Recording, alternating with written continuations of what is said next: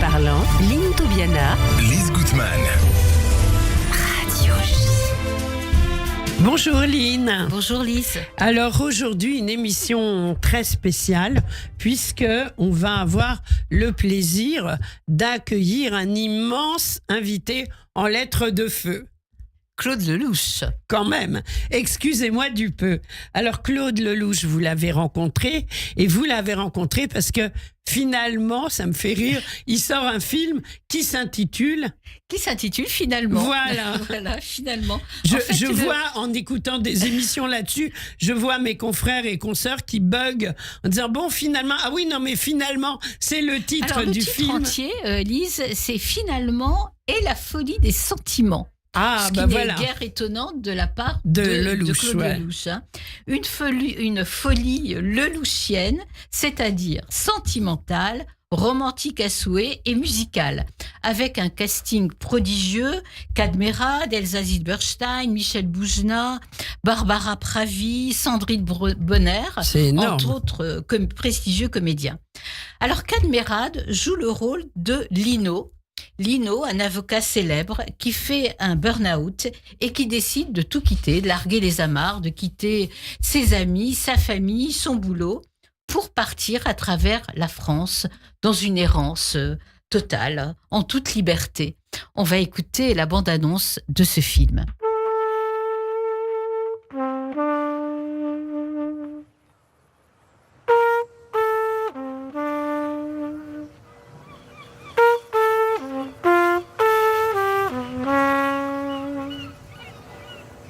Et voilà, prochainement sur cet écran, le nouveau film de Claude Lelouch, le 51e, Finalement.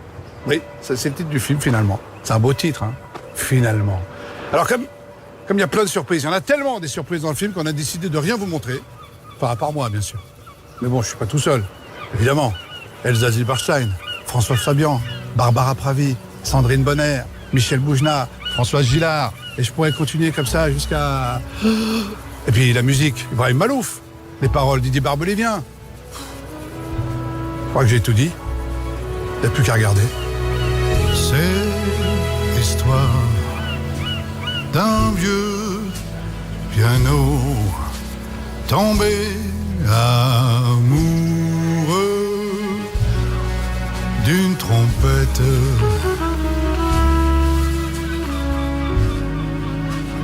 La bande-annonce du film Finalement de Claude Lelouch, Lynn Toubiana. Oui, alors c'est vraiment... C'est une bande-annonce tout en mystère, on va dire. Tout en mystère, comme exactement. D'habitude, il faut voir le film. Alors justement, c'est vraiment un film qui pose des questions aussi sur la condition humaine. Le Cadmerade incarne beaucoup cette interrogation sur le thème de la vérité, de la liberté. Et justement, j'ai commencé mon interview avec Claude Lelouch, que j'ai rencontré au Club 13, dans son bureau. 13, pour lui, c'est un chiffre fétiche. Porte-bonheur, un chiffre fétiche. Et qu'est-ce que le bonheur aussi pour lui et qu'est-ce que la liberté ? Il est sympathique ? Très sympathique. Voilà, la prochaine fois, on essaye de le faire venir à Radio J. J'ai eu le privilège de le voir toute seule. Désolée. Oui.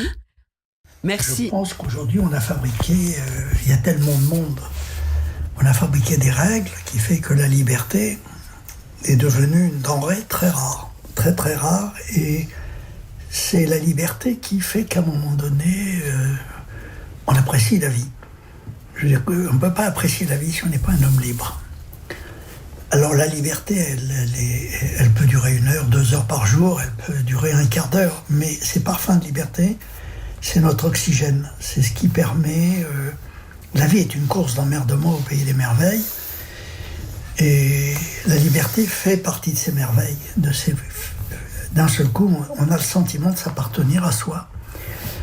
Aujourd'hui, on a fabriqué un monde où on appartient à sa femme, on appartient à son boulot, on appartient à ses enfants, on appartient aux impôts, on appartient à la mauvaise humeur ambiante, voilà. Et donc, le personnage de mon film, à un moment donné, n'a plus de filtre. Il a la folie des sentiments, qui est une maladie que l'on croise chez certaines personnes qu'on voit parler toutes seules. Et d'un seul coup, on dit ce qu'on pense. On dit ce qu'on pense parce qu'on est dans un monde où il y a ce qu'on dit et ce qu'on pense. On vit dans un monde de faux culs, de menteurs et de tricheurs, qu'on le veuille ou non. Et heureusement, parce que sinon on n'y arriverait pas si on était obligé de dire aux gens ce qu'on pense. Oui.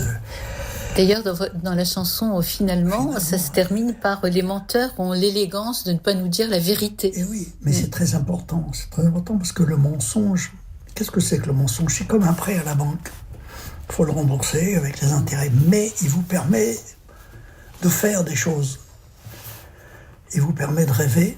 Et comme on ne meurt jamais d'une overdose de rêve, j'en profite. Vous voyez ce que je veux dire? S'il n'y avait pas le rêve, la vie serait insupportable. La réalité est très dure. Elle est très très dure. La réalité, elle est sanglante. C'est pour ça que les artistes jouent un rôle très important parce qu'ils sont là pour nous faire rêver.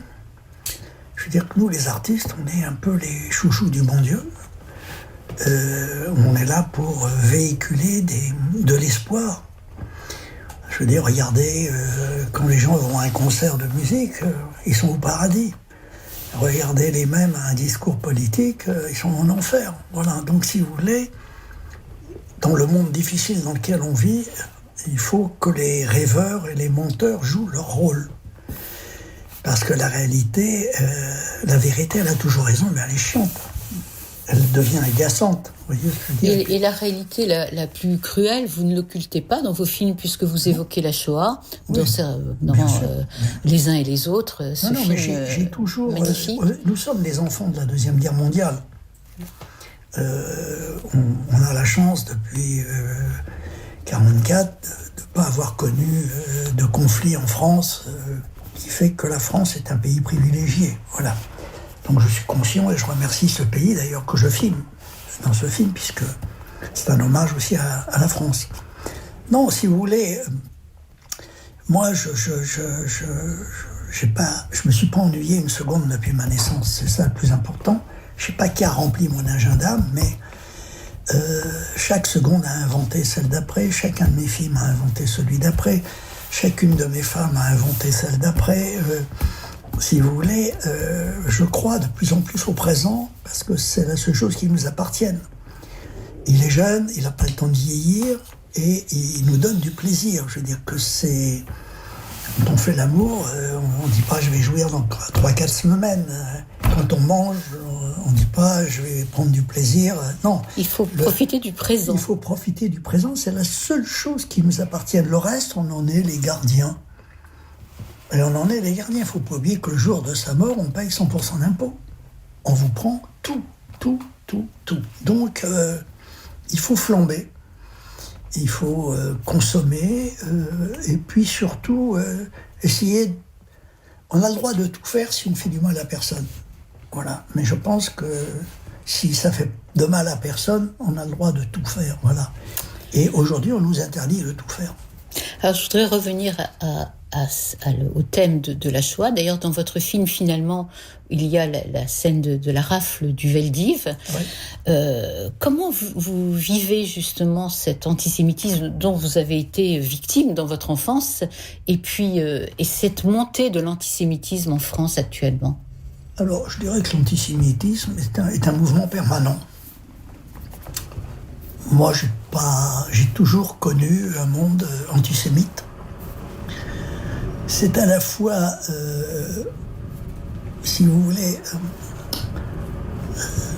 on a envie constamment de convaincre les gens qui se trompent.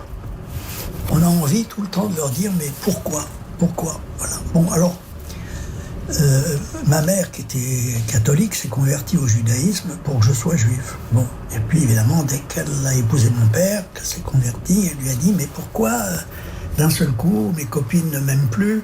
Pourquoi on me fait la gueule? Pourquoi on n'aime pas les juifs? Voilà. Et mon père lui avait dit à l'époque un truc très antisémite, à mon avis, il lui avait dit, parce qu'il n'y a pas de juifs moyens. Il y a des Français moyens, des Italiens moyens, mais on ne sait pas pourquoi les juifs boxent dans les extrêmes. Et ces extrêmes agacent. Vous voyez ce que je veux dire? Il y a une sorte d'agacement permanent qui fait que peut-être que cet antisémitisme aussi, c'est la force des juifs. Vous voyez ce que je veux dire? Quelque part, au 2e et au 3e degré, car on a constamment envie de convaincre. Voilà. Donc, si vous voulez, il faut vivre avec ça. Et vous avez été même marqué dans votre enfance vous avez failli être attrapé par la Gestapo. J'ai réussi à passer à travers les gouttes de la Gestapo grâce à ma mère qui a réussi à me cacher. Voilà, on était recherchés. Moi, je suis un miraculé, vous voyez. Donc, je suis un miraculé et donc, comme tous les miraculés, je crois de plus en plus dans le grand metteur en scène. Voilà. Je crois dans toutes les religions. Pas spécifiquement dans la religion juive. Non, je crois dans toutes les religions, je les mets toutes à égalité. Ce qui change, c'est la mise en scène. Mais elle véhicule pratiquement le même message. Le scénario est le même. C'est la mise en scène qui change, voilà. Et c'est au long de cette mise en scène qu'il y a toutes ces erreurs et toutes ces atrocités. Mais il faut respecter toutes les religions. Elles méritent toutes du respect, quelles qu'elles soient, parce qu'elles viennent au secours des plus malheureux. Je veux dire, les gens deviennent croyants quand ils vont mal. C'est au moment où ils souffrent qu'ils commencent à devenir... Un mec qui va bien, il n'est pas croyant. Oui, c'est assez classique. Oui, il croit en lui. Mais que vous alliez dans une église ou dans une synagogue, on croise les gens les plus malheureux de la terre, qui, à un moment donné... parle avec l'irrationnel en lui demandant de faire un miracle. Vous voyez ce que je veux dire? Donc, toutes les religions sont formidables. Elles ont un défaut, c'est qu'elles se détestent entre elles. Elles se détestent entre elles, elles se combattent entre elles en comprenant, et elles n'ont pas compris qu'elles racontaient la même histoire. Vous croyez au miracle? Bien sûr. Quand on a fait 51 films, j'ai été confronté à 51 miracles. Vous voyez, bon, je veux dire que ma vie est un miracle. Chaque jour, je prends chaque jour la journée qui arrive comme un miracle. J'aurais pu ne pas me réveiller. Vous voyez ce que je veux dire? Il y a un jour où on ne se réveille pas. Qu'est-ce que c'est que la mort? Vous n'avez pas peur de la mort? Non, parce que j'ai l'intime conviction que c'est la plus belle invention de la vie. Quelle trouvaille! Vous vous rendez compte, si on n'avait pas inventé la mort, vous vous rendez compte, à un moment donné, on devient insupportable. À un moment donné, on devient agaçant. À un moment donné, on devient con. Alors la mort nous évite. Elle nous dit stop. Il y a un moment donné où on ne sert plus à rien. Voilà. Donc à ce moment-là, la mort vient à notre secours. Et c'est le cinéma aussi qui vient au secours de la vie, hein, puisque vous dites le cinéma c'est mieux que la vie. Mais oui, et c'est vrai parce que sur les écrans de cinéma on retrouve les mêmes que ceux qui sont dans la rue, mais en plus beau, en plus intelligent, en plus courageux, voilà, en plus malin. Et puis ils trouvent des solutions. Et puis le cinéma nous permet de prendre des risques sans risque.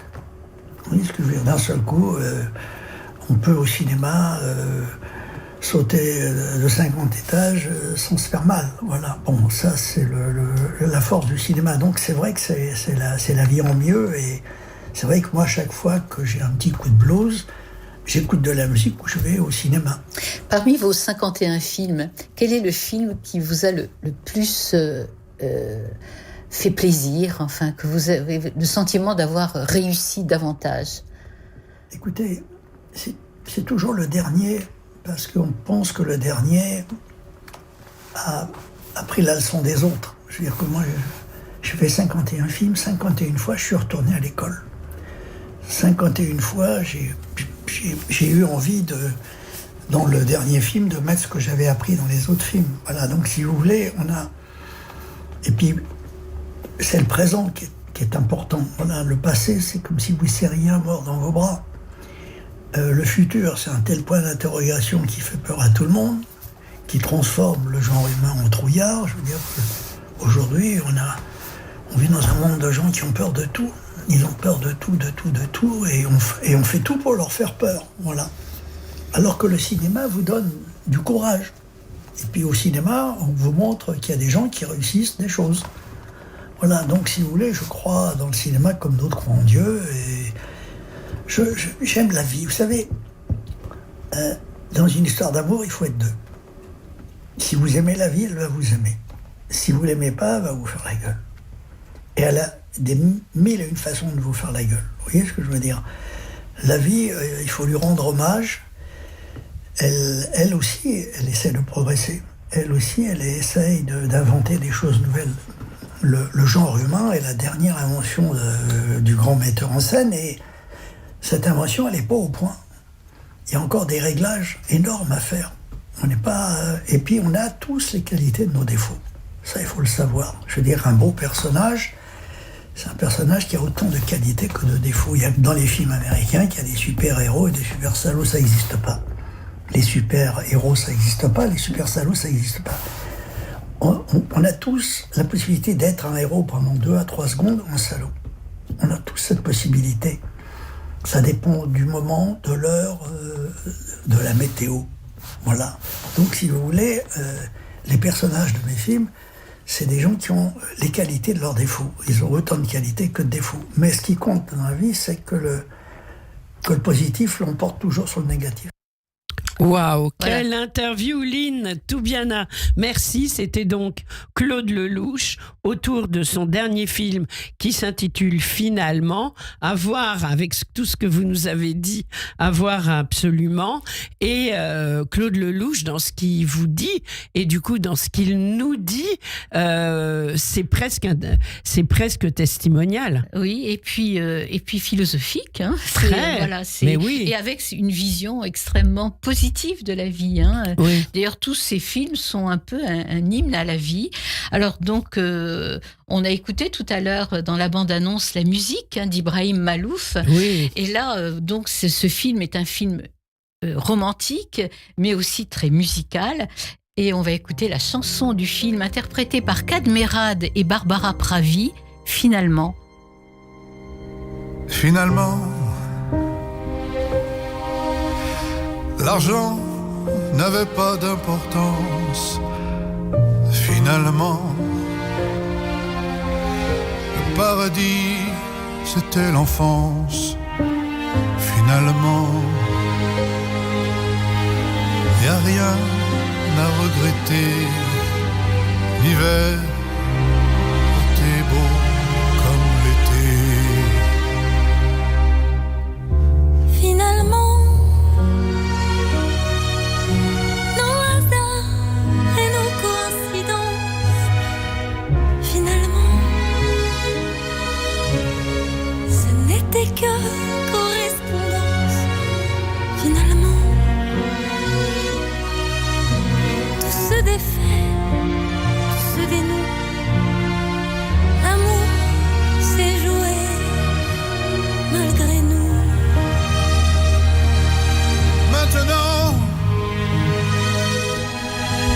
le temps efface. Une très belle chanson. Kad Merad a une voix exceptionnelle. Oui. Barbara Pravi, bien sûr. Ouais. C'est la chanson du film de Claude Lelouch, Finalement. Voilà, Kad Merad a vraiment tous les talents, hein, puisqu'il joue admirablement dans le film de Claude Lelouch. Alors, des conseils de films, Cherline, des films sortis le 13 novembre. Voilà, sorti aujourd'hui. Donc, Le Royaume de Julien Colonna.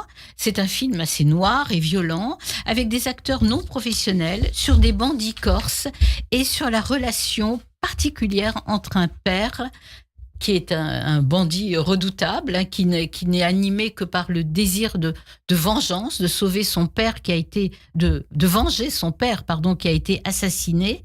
Donc sur la relation père-fille, qui est un film très fort, un film très émouvant. Un deuxième conseil, c'est La Vallée des Fous de Xavier Beauvois, Oui. avec Jean-Paul Rouve et Pierre Richard. C'est sur une odyssée virtuelle en bateau, une régate imaginaire du Vendée Globe, celle d'un homme perdu qui veut se retrouver. Et c'est une histoire de rédemption tout à fait originale et personnelle. Il y a beaucoup de Xavier Beauvois dans le film. C'est un film à voir également. Donc, 2 films à voir. Celui de Claude Lelouch, bien sûr, à mon avis, il va remplir les salles. On ne se fait aucun souci. Et on termine avec L'aventure sera toujours l'aventure par Barbara Pravi, un film tiré d'un film de Claude Lelouch également. C'est le film.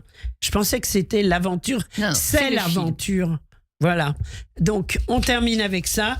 Lynn Toubiana, merci. Vous revenez bien sûr la semaine prochaine avec un autre invité plus que prestigieux, on peut l'annoncer. Michel Hazanavicius pour son film La plus précieuse des marchandises. Voilà, à voir également. Merci Lynn Toubiana et on se retrouve la semaine prochaine, même heure, même studio.